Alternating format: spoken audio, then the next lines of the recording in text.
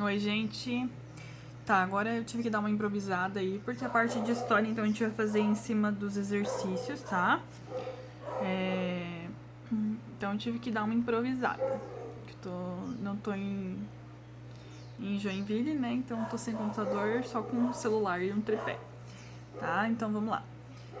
Ali no número 9, no exercício número 9, eu só tô dando continuação aos assuntos, tá? O primeiro assunto já foi passado, então, pelo professor anterior. Agora, nesse segundo assunto, as civilizações do Oriente Médio, tá? Então, ali no exercício. A palavra Mesopotâmia, o que ela significa, Mesopotâmia? Então, Mesopotâmia, ela é o berço de toda a civilização, tá? E ela se localiza entre os rios Tigre e Eufrates, tá? Então, assim, o que significa essa palavra? A palavra Mesopotâmia significa terra entre rios, tá? Então, vamos ver aqui se eu consigo. Terra entre rios. Na 10, os povos da Mesopotâmia eram politeístas. O que isso significa? Politeístas. Politeístas são aqueles que creem em mais de um deus, tá? Poli, lembra mais de um, tá? Mono, lembra um. Então, é uma crença em vários deuses, tá? Então, crença em vários deuses. Ok. Na 11, a lei de Talião, olho por olho, dente por dente, era princípio básico do... Então, de quem que era, tá? Essa lei de Talião, né, ela surgiu, então, quando os amoritas, né, que também eram chamados de babilônicos, eles conquistaram a Mesopotâmia sob o comando de Hammurabi, tá? Então, eles dominaram toda essa região da Mesopotâmia, e só que diferente de outros reis, o rei Hammurabi, ele não tinha aquela preocupação de conquistar novas terras, mas ele queria então manter o domínio sobre a região que ele tinha conquistado, né? Ele só conquistou um pedaço, ele queria ter o domínio sobre aquela parte, tá? E daí, para isso, ele então criou o código, né? O código de Hammurabi, que era a lei de Talião, olho por olho, dente por dente. Ou seja, as punições, elas eram idênticas ao delito cometido, né? Então, se um filho bater com as mãos no pai, ele vai ter as mãos cortadas. Se um homem toma uma mulher e não estabeleceu um contrato, naquela época, tá, gente? Essa mulher não é sua esposa. Se um homem, né, cegou outro homem, terá o seu olho também furado, sabe? Então, alguns códigos ali algumas leis do código de Hammurabi. Então, é o código de Hammurabi, tá? Aqui.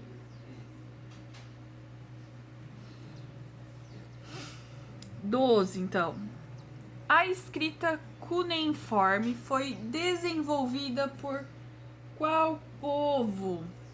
Qual povo que teve... que desenvolveu a escrita cuneiforme, tá? Então, o povo que desenvolveu foram os sumérios, tá? Então, os sumérios eles são considerados, né, a civilização mais antiga, né? Foram eles que inicialmente... Opa, deixa eu acender aqui. Foram eles que inicialmente ocuparam a região, né? E eles que são considerados os inventores da escrita. Eles escreviam em tábuas de argila e utilizavam, né, estilete para fazer aqueles sinais, aquelas formas, né? Então, a escrita cuneiforme, tá? Então, foram os sumérios. Ok? Vamos lá. 13. Qual povo utilizou a matemática dos cálculos para a construção das imensas pirâmides, estátuas e templos, sendo escribas e sacerdotes os responsáveis pelo desenvolvimento da ciência? Quem foi, será, né? Essa daí eu acho que a gente não precisa nem pensar. Mas quem que fez isso, né? Que foram... Quem que foram? Essa é bem tranquila, né? Foram os egípcios, né? Então, eles que criaram toda essa parte, né? Da matemática, da química, né? A química por conta até da mumificação, o estudo da astronomia também foi bem importante, porque foram eles que dividiram o ano em 12 meses, né? Deram nome às estrelas, planetas. Então, foram os egípcios, tá? Mas esse tava na cara, né?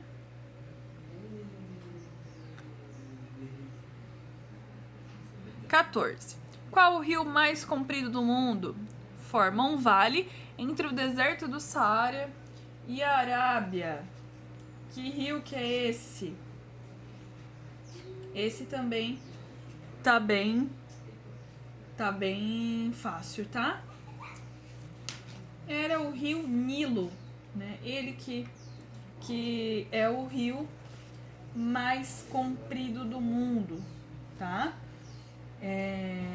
Então o rio ele era utilizado também como via de transporte através de barcos, tá? De mercadorias e pessoas. O Nilo também era utilizado, as águas do rio Nilo também eram utilizadas, né, para beber, pescar, fertilizar as margens nas épocas de cheia e favorecendo a agricultura, tá?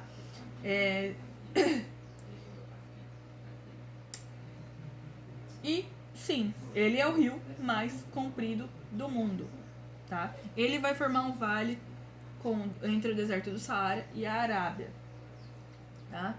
Então, rio Nilo. Opa, dei um zoom aqui desnecessário, gente. Calma aí que eu tô me identificando com o negócio aqui. Agora vamos lá pra cima, exercício 15.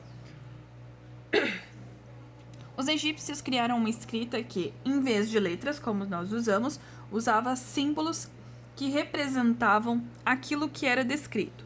Eles usavam o papiro, um tipo de papel feito de planta que cresce nas margens do rio Nilo, sobre o qual escreviam com tinta. Qual o nome dado a esse tipo de escrita? Então, a escrita egípcia, ela foi muito importante, né, para esse povo, pois ela permitiu a divulgação de ideias, comunicação, o controle dos impostos, tá? E a principal forma de escrita era usada pelos egípcios, chamavam-se de hieroglífica, tá? Que era formada por desenhos e símbolos. Essa escrita ela era desenvolvida, então, no papiro, né, como diz ali. E os hieroglíficos egípcios foram decifrados na primeira metade do século XIX, tá? Então, era hieroglífica.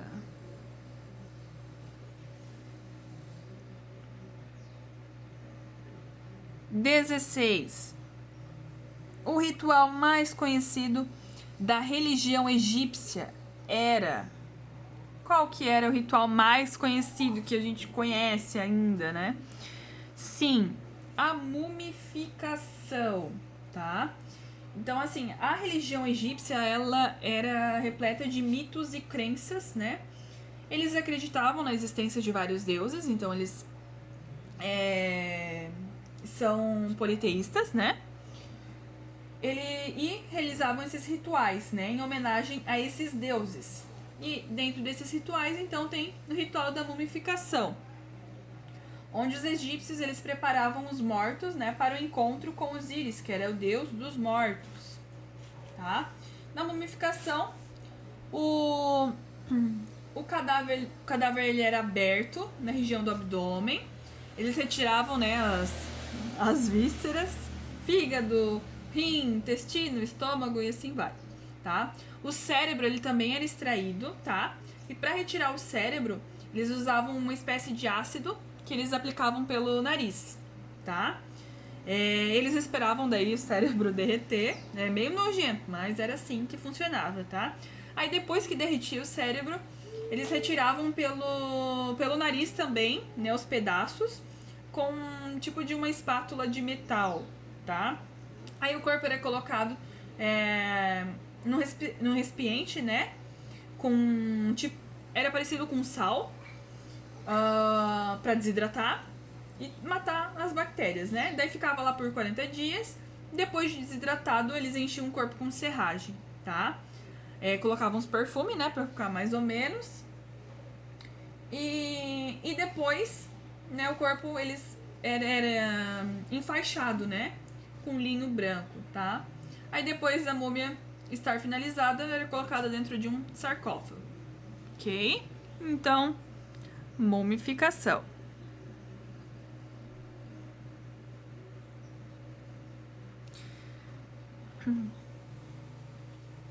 17. Qual o nome do imperador responsável pelo período de maior esplendor do Império Persa? Quem que era? Tá? Então, assim, no Império Persa,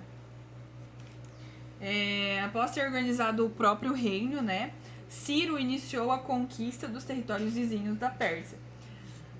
Conquistou o reino da Lídia, na Ásia Menor, toda a Mesopotâmia. Aí libertou os hebreus, né? Permitiu que eles voltassem à Palestina. Depois daí Ciro morreu e ele foi sucedido pelo filho, Cambises, né? Que tentou expandir mais ainda as fronteiras do Império Persa. Daí ele conquistou o Egito e se proclamou faraó. Ele tentou conquistar o norte da África, mas daí lá eles perderam. Aí Dário foi proclamado o novo imperador da Pérsia, né? E governou a Pérsia por um bom tempo. Dário ele foi responsável pelo período, então, de maior esplendor do Império Persa. Então ele construiu estradas, né, que melhoraram as comunicações dentro do Império. Então antes a gente só lembrar, né, que antes eram feitos através do rio. E daí para melhorar isso, o Dário então construiu estradas, tá? Daí ele, né, construiu a estrada real, tá? Então ligando Susa a Sardes. Ele também criou algumas moedas, né, de ouro que ele chamou de dáricos, tá? E o que facilitou também o comércio dentro do império. Ok? Então, Dário.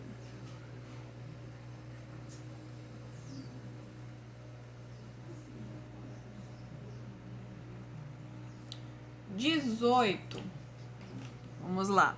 Os fenícios criaram uma forma de comunicação muito eficaz na sua época e a qual utilizamos até hoje. Qual é a forma de comunicação, né, que é essa que eles criaram? Qual que é a forma de comunicação?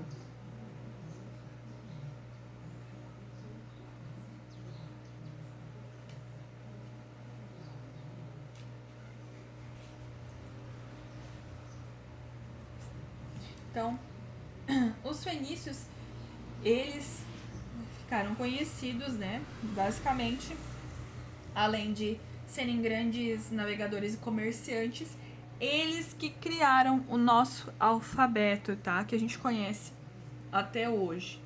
Então, eles criaram o nosso alfabeto, tá? Foi o único povo a se dedicar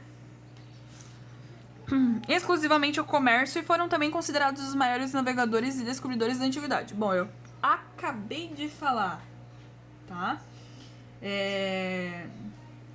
Então, assim, os fenícios, eles foram maiores navegadores e descobridores da antiguidade, uma civilização de comerciantes, e foram que inventaram o alfabeto, tá? Então, ele é o único povo a se dedicar exclusivamente ao comércio. Eles fizeram a ligação entre povos e culturas distantes desconhecidas, tá? Então, são os fenícios.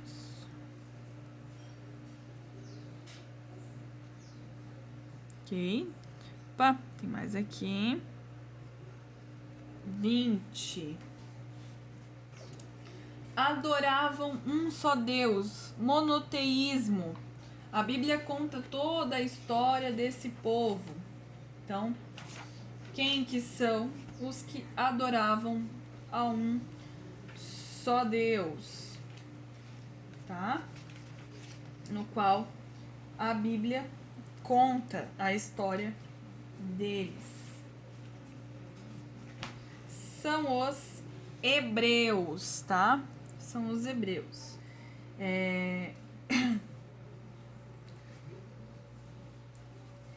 Então, assim, os hebreus, eles... Deixa eu só acender aqui, tá? Devido à grande seca, né, que atingiu o Rio Jordão, os hebreus, eles decidiram migrar para o Egito em busca de sobrevivência. E o que aconteceu? Eles viveram por 400 anos lá, né? Porém, eles se tornaram escravos do Egito, tá? E depois de um certo tempo, o povo hebreu, ele conseguiu se libertar da dominação egípcia, liderados por Moisés, tá? Essa libertação recebe o nome de Êxodo, tá? O legado dos hebreus foi a sua moral e ética, que serviram de base para o cristianismo, uma das principais religiões do mundo, né? E sobre a religião, os hebreus acreditavam então num só Deus, ou seja, monoteístas, tá? E esse Deus era chamado de Javé. Hebreus, então. A Palestina é a terra prometida dos hebreus. Qual foi o principal legado deixado por esse povo ao mundo ocidental? Então, eu acabei de falar, né? Que o legado dos hebreus foi a sua moral e ética, que serviram de base para o cristianismo. Então, moral e ética. Como é denominado o período em que os hebreus fogem do Egito, libertando-se da escravidão e retornando para a Palestina? Também já falei na questão anterior, que é o êxodo, né? Então, quando eles conseguem se libertar lá do Egito, né? Que são liderados por Moisés, essa libertação recebe o nome de Êxodo. Êxodo, letra C. Então, vamos. 23. Qual o nome do profeta responsável pela libertação do povo hebreu? Também acabei de falar. Moisés. Né? Bem tranquilo. Então, os gregos, agora, né? Falando dos gregos, eles deixaram vários legados. Dentre eles, quais são os legados ali, então, que o pessoal, né? Os gregos deixaram, tá? Então, assim, a Grécia nunca foi um estado centralizado, tá? Os gregos, eles moravam em cidades independentes, que eles chamavam de polis. Cada polis, além do terreno que a rodeava, formava um pequeno reino que ligava as demais polis por laços de boa vizinhança. Então, é como se fosse bairro, né? Então são os bairros. As cidades-estados gregas são Esparta e Atenas. E os gregos, eles inventaram os Jogos Olímpicos, tá? Então, e o que mais que os gregos deixaram pra gente? Os gregos, eles adotaram uma forma de governo que chamaram de democracia, tá? A democracia na Grécia Antiga é um pouco diferente do que a gente conhece hoje, tá? Não é aquela democracia, tá? Deixa eu ver só porque tá um pouquinho embaçado aqui. Aí. Tá? Não é a democracia que a gente conhece hoje, é um pouquinho diferente. Então, assim, a democracia deles, por exemplo, somente os cidadãos votavam. Tá, beleza, até aí tudo certo. Só que, para eles, quem eram os cidadãos? Tá? Eram homens proprietários que haviam prestado o serviço militar. As mulheres não votavam, né? Nem os trabalhadores, nem os escravos e nem os estrangeiros, tá? Eles não eram considerados cidadãos. Então, um pouquinho diferente, né? Então, eles deixaram o quê? Os Jogos Olímpicos, né? Que a gente conhece, que ainda tem, e política. Ok. 25. A democracia na Grécia Antiga era muito diferente do que conhecemos atualmente. Nela, somente os cidadãos votam. Porque as mulheres, os trabalhadores, os escravos e os estrangeiros não participavam das decisões. Então, eu falei, né? Por não serem considerados, então, cidadãos. Tá? Eles não tinham voz.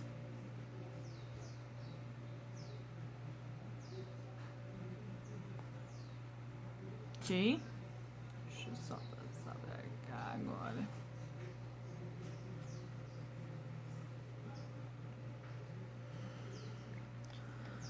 Vinte e seis. A Grécia nunca foi um estado centralizado. Cada polis, além do terreno que a rodeava, formava um pequeno reino que ligava as demais polis por laço de boa vizinhança.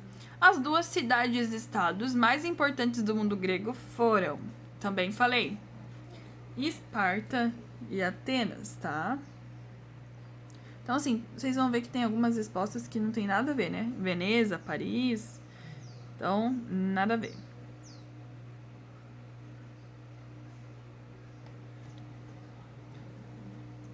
O Império Romano iniciou sua formação a partir de pequenos assentamentos latinos que, sob a influência de povos vizinhos, se tornaram cidades. Sua história e a lenda de que uma loba amamentou gêmeos Rômulo e Remo se unem quando, em 753 a.C., Rômulo, um personagem real, considerado o primeiro soberano do Império, fundou a cidade de... Qual foi a cidade que Rômulo fundou, tá? Então, ali fala sobre um pouco a sociedade romana, né? Que os romanos, eles formaram um dos maiores impérios da história, que é o Império Romano. O Império Romano iniciou sua formação por volta do século 8 a.C., na região do rio Tibre, a partir de pequenos assentamentos latinos, que, sob a influência de povos vizinhos, se tornaram cidades. A sua história se une com a lenda de que uma loba amamentou os gêmeos Rômulo e Remo, né? Rômulo, personagem real, então, considerado o primeiro soberano romano que fundou a cidade de Roma. Então, foi cidade de Roma que ele fundou, tá?